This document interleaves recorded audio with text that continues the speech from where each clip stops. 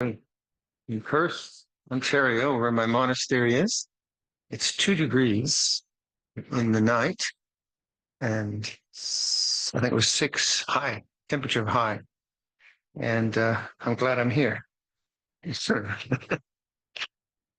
It's nice. It's very cloudy. This in November, December, Canada, the days are very short because you're closer to the equator. Your variation in daylight isn't as great as ours, so it's dark by 5. It only gets light at 7. Yeah, so there's a lot of darkness, a lot of clouds, and it's usually wet and depressing. So people get um, what's it called? There's a name for it. They have a lack of sunlight, and so they get depressed from the lack of sunlight. There's a syndrome name for it. Um,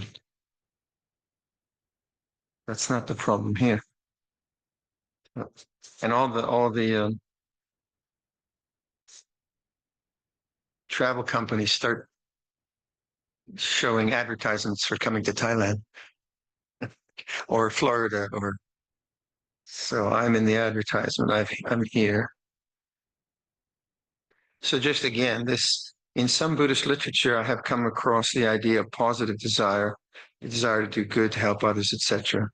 How is it related to tanha? Is desire always tanha? So again, desire is desire. Sometimes it's coming from wisdom, and sometimes it's coming from avijja, from a lack of understanding.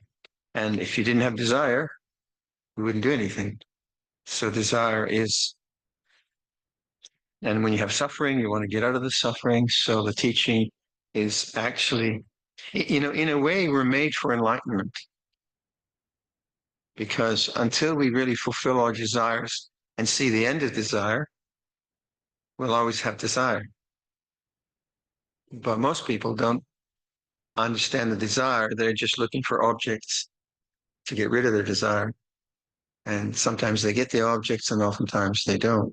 We're looking at desire itself and understanding it. And in understanding desire, we can do wholesome things. We can make adhitanas. We can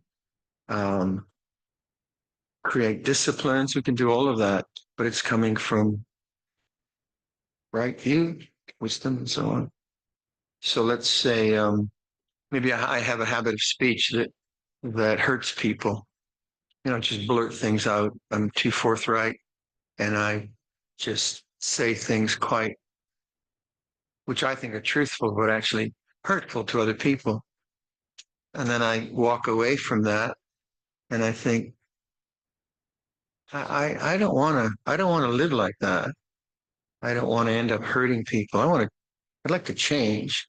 That's a good thing, isn't it? And then how do I change? Well, I have to be aware of the arising of hurtful speech. I have to have enough mindfulness to see, no, don't say anything. I have to admit my mistake. So I just call someone a name. I did it again. I have to begin and keep training the mind to practice restraint of speech and to practice right speech. And that takes training. That is different than thinking, I'm a horrible person. I have wrong speech. I should be a nicer person. That is ego. That is self-view. The other saying, well, it doesn't matter. It's anatta, right? I can call you a turkey if I want.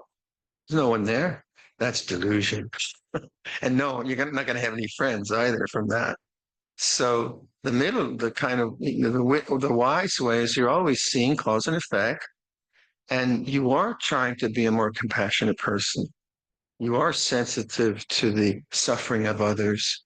You want other beings to be free from suffering, but you're not enslaved to them.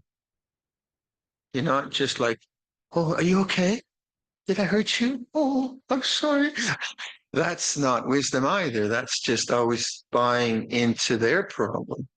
So the only thing you can do is you can know your own intentions.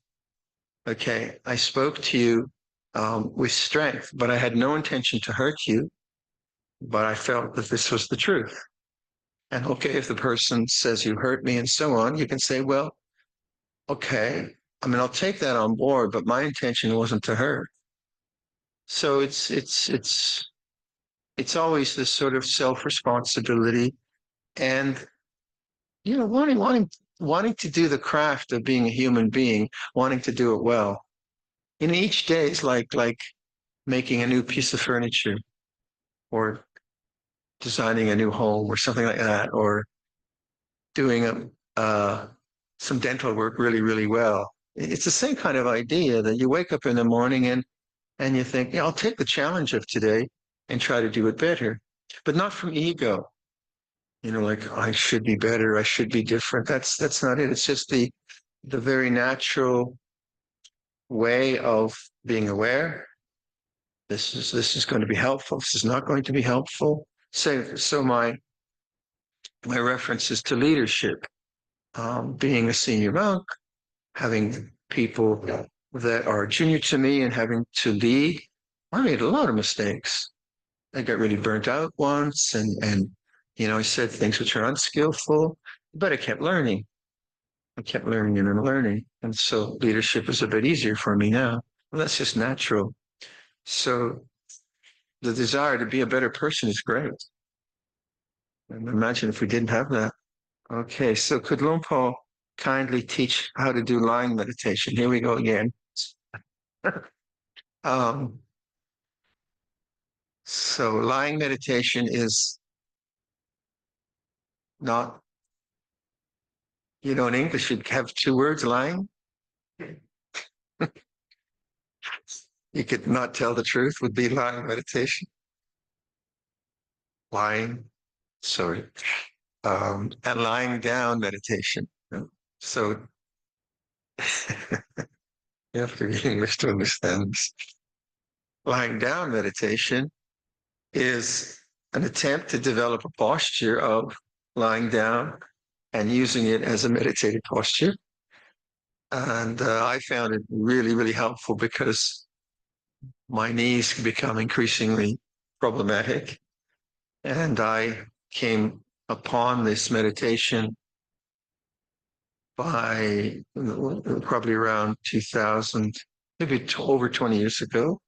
And I was caring for my mom.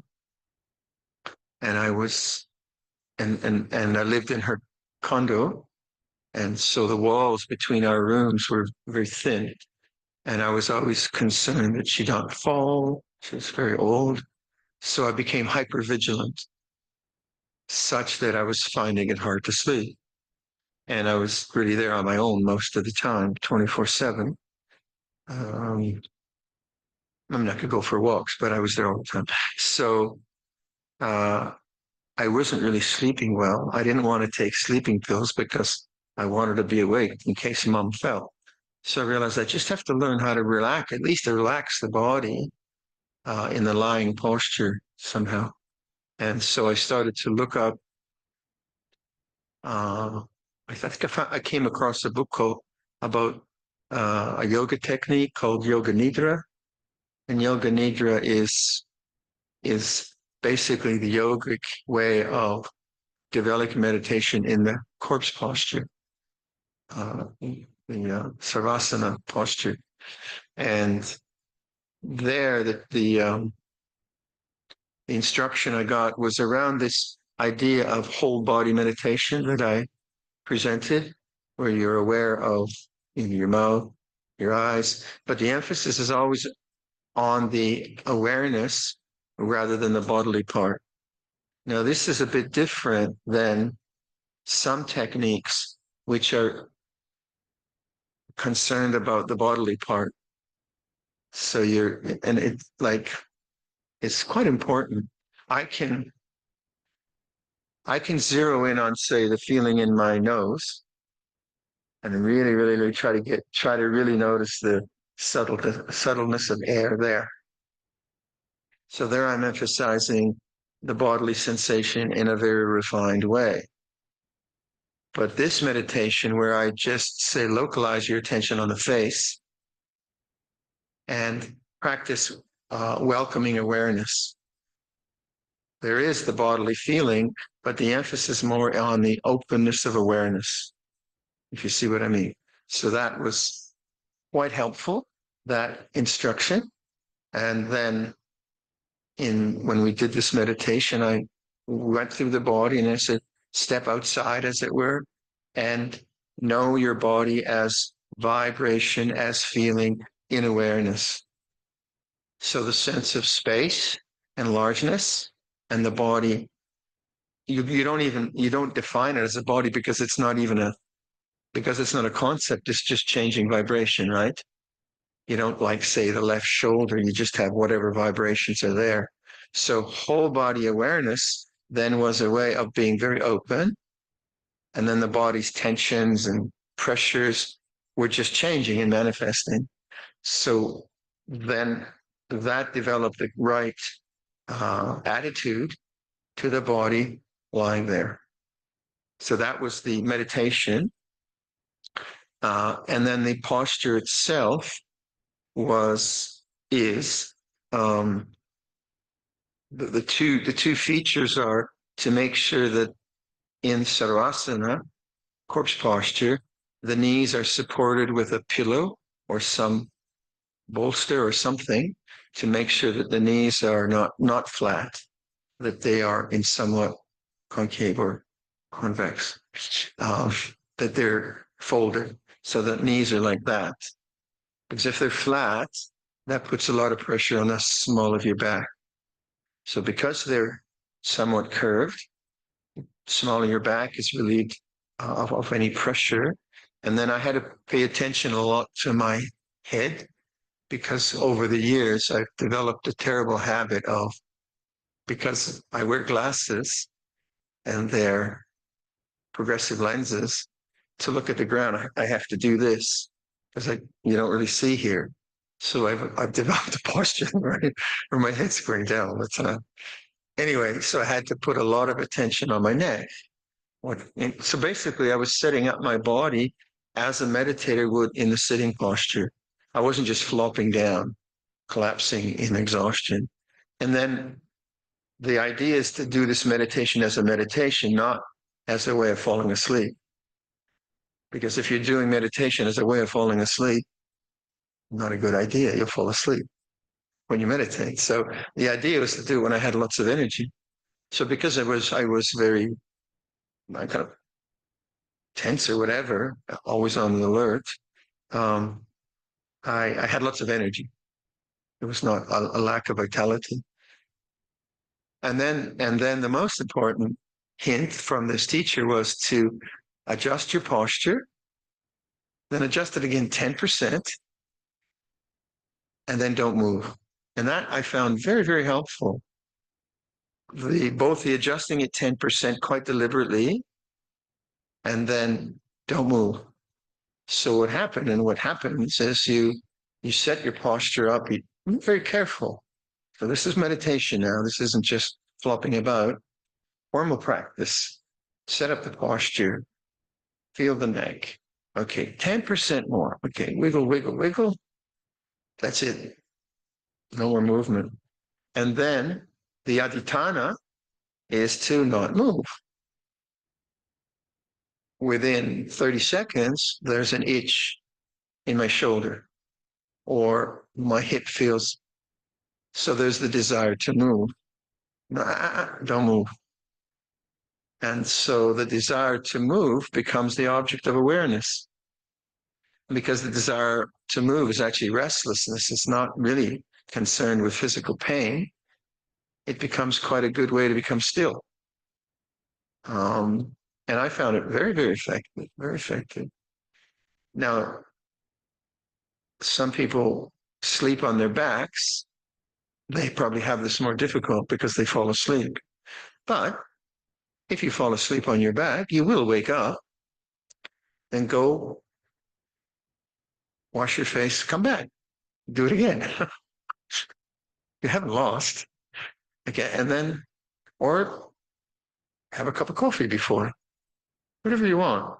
But I found, especially now, because my knees give me a lot of problem, to be able to alternate, to do like walking, some sitting, but mostly lying is tremendous. Trouble is I'm getting out of shape because I'm just lying around all the time. It's a bit of a drag, but I haven't figured that one out. But it is like let's say if you have a lot of fear in the body, some like deeply anxious situation coming up, just to be able to meditate on that posture where you're not holding the body up and you're just letting whatever the feelings, physical feelings of, in this case, fear, just to come up is tremendously helpful because it releases the bodily component of the fear, or anything you want. I think it was this retreat. Was it your brother that had the? Yeah, yeah, yeah. So he had given up on meditation, and I think I told him do yoga nidra. I think that night he was meditating again, if I remember correctly. That's very rewarding, right, for a teacher to see that that works. So some people say, "Oh, you're cheating." You're so the perception is that meditation has to be painful. It has to hurt. Why? Why can't it be physically pleasant? It doesn't have to. In any case, if you want to try it during this retreat, please do so. Please don't do it in here because I might step on you. Um,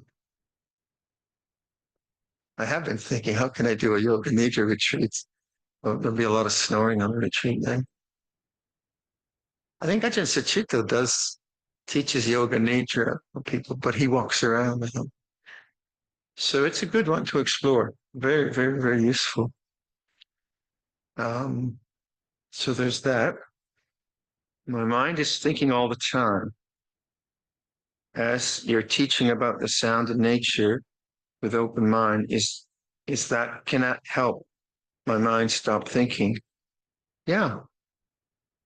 Because if you just make the deliberate intention to listen,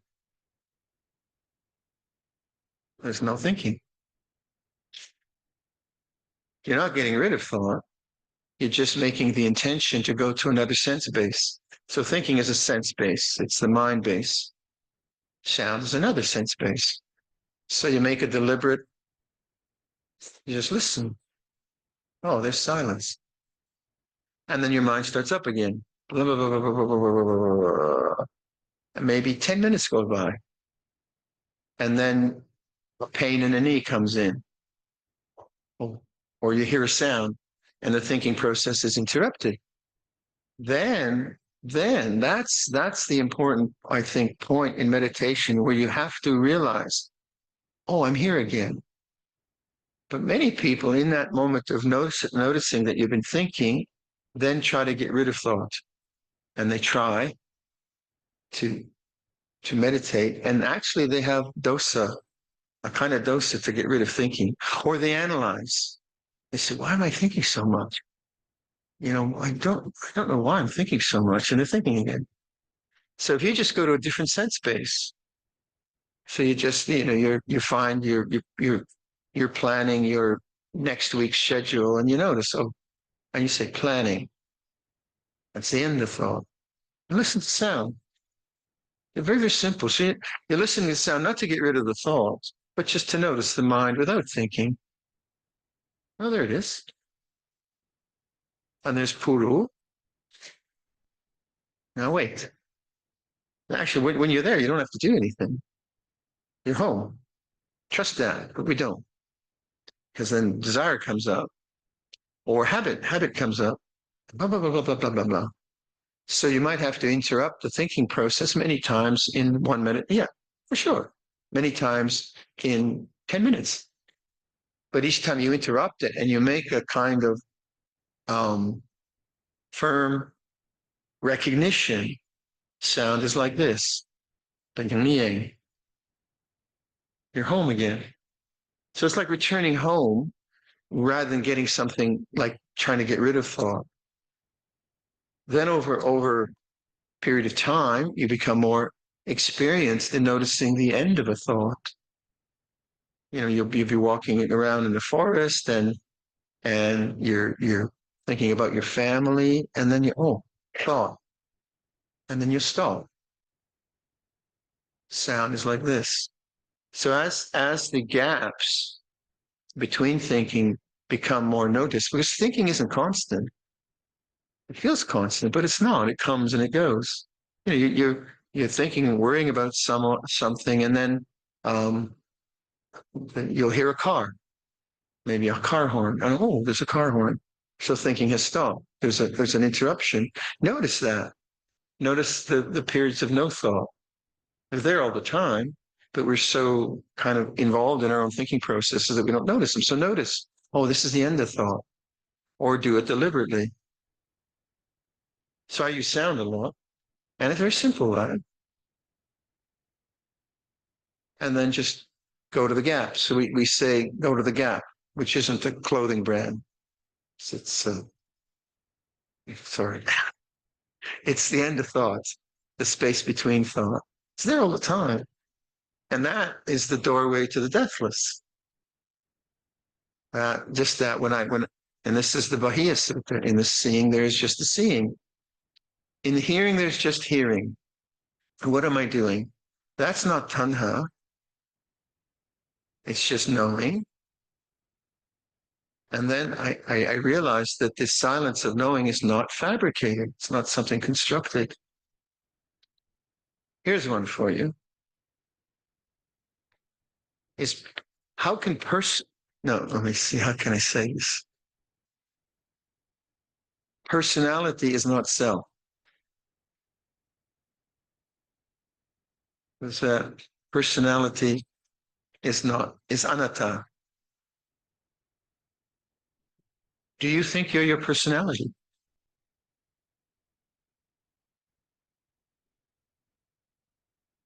Personality is a constructed thing, right? Let's say you have, in a family, there are two daughters.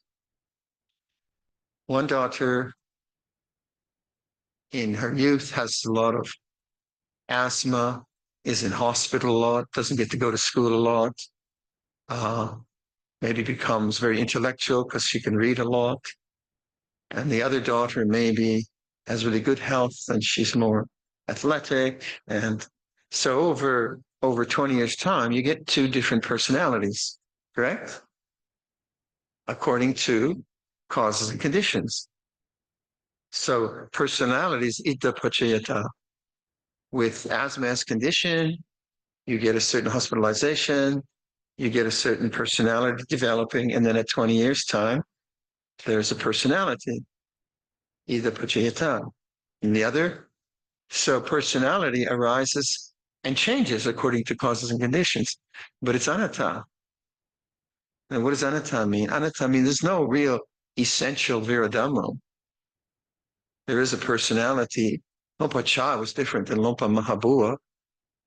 When George Sharp visited Lompa Mahabua in 1975, Lompa Mahabua was very, very brusque, kind of. And George, being English, wasn't afraid, wasn't nervous. He said, You're pretty heavy, aren't you? To Lompa Mahabua, you're pretty aggressive, aren't you? And Lompa Mahabua laughed and said, Yeah, it's my personality.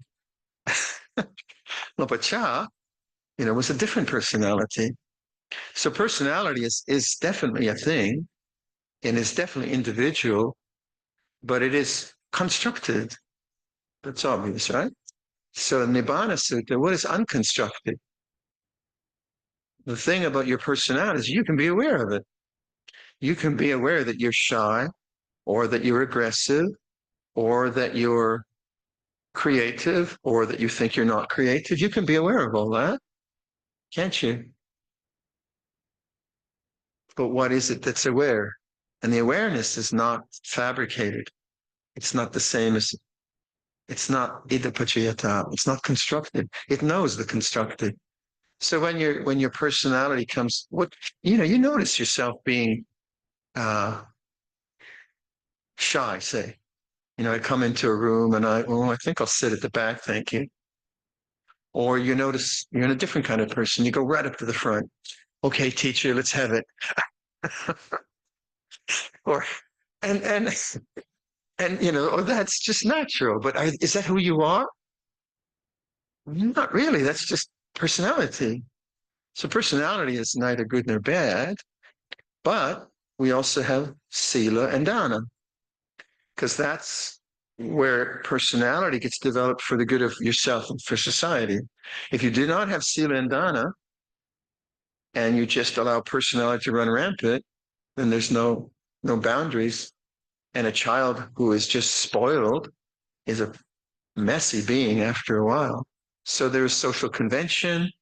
So this is where social convention is a good thing, talking about silabata paramasa, to be well behaved, to move appropriately, to respect one's elders, to practice social justice, to fulfill one's responsibilities as a mother or a father or a husband or a wife. These are good things. And that that is the conditioning of society, which leads to a good society and a kind of harmonious happiness. But society also conditions you to be, women have to be a certain way. Young women have to be a certain way. The mother has to be a certain way. And some of that produces fear. Monks have that too, like we have a Vinaya. And a lot of monks will suffer from well, one of the monks told me he's got the Vinaya tyranny in his mind. He reads the rules, and then he's such an anxious guy. The rules keep judging him. No, you're wrong. You're wrong. You're wrong. So there, the social conditioning creates a personality who's anxious, which is not good. That's not the point of it. So what in your personality is wholesome and unwholesome? And what in your personality creates is unwholesome and you can know that. You can know that you feel like in society, maybe you feel, you haven't got the right hairstyle this year or something like that. Not my problem. Or, like the brand of shoe this year. Oh gosh, I got last year's shoe on. I don't know if I can go to the party. That happens. We laugh about it, but it does happen, doesn't it? That's silapata paramasa. That's social convention. But the other social convention is that, you wash your feet at least when you go to the party. That you're clean and you're well dressed and so on. It's a good convention. So you can notice personality. And then in terms of personality view, how the mind thinks in those ways. So I'm no good. I'm not up to the mark. I should be better than others. They're no good. They should be up to the mark. That sense of creating a self and another, you say to that, I love you. I've always loved you. I will always love you. Just destroy it with love. Because that's delusion. Because if I'm always critical of myself, that's a thinking mode that's been conditioned from various factors that now has become a habit of self-view, of Sakaya Ditti. But I can know that. And the knowing is not constructed, puru, witness. So although I can maybe listen to sound, it's very hard to know shyness is shyness, or feeling awkward as feeling awkward. That's more difficult, but it's the same idea. I just know it as it is. And if I do that, if I see that listening to sound or feeling an arom is the same practice of knowing, then the witnessing becomes stronger and stronger. This is always the gateway to peace, the gateway to freedom. So whoever you think you are, that's not who you are. You are that which knows the thinking. So if you think you're great, fine. That's a thought. That's a perception. If you think if you're total rubbish, fine. That's not who you are either. You're neither great nor not great. That's just a thought that comes and goes in awareness.